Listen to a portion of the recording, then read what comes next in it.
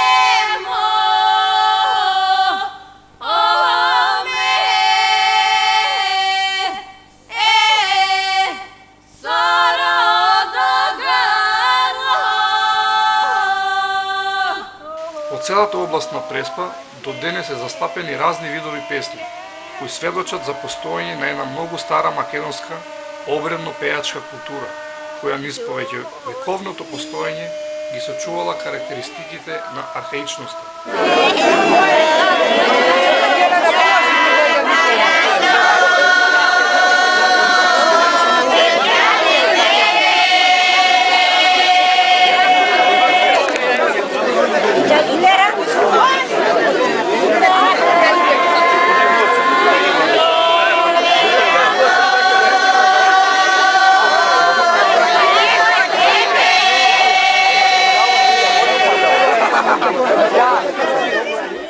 Свадбата и свадбените обичаи, обреди и песни во Преспа представуваат жива традиција.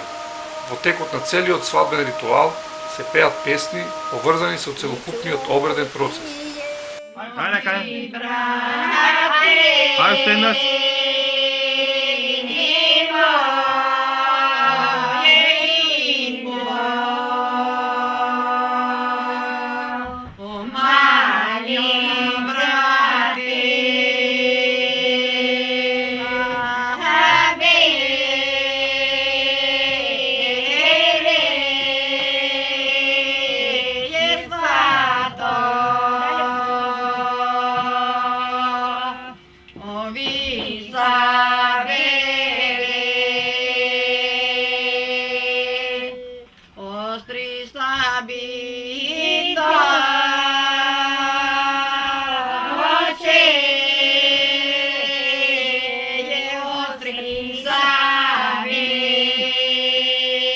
Улогата на жената во традиционалното пеење во Преспа е од големо значење, бидејќи жената со сопствената меморија и вештина на пренесување на песните од поколение на поколение го оформила својот статус како главен чувар, учесник и пренесувач на традициите во Преспа.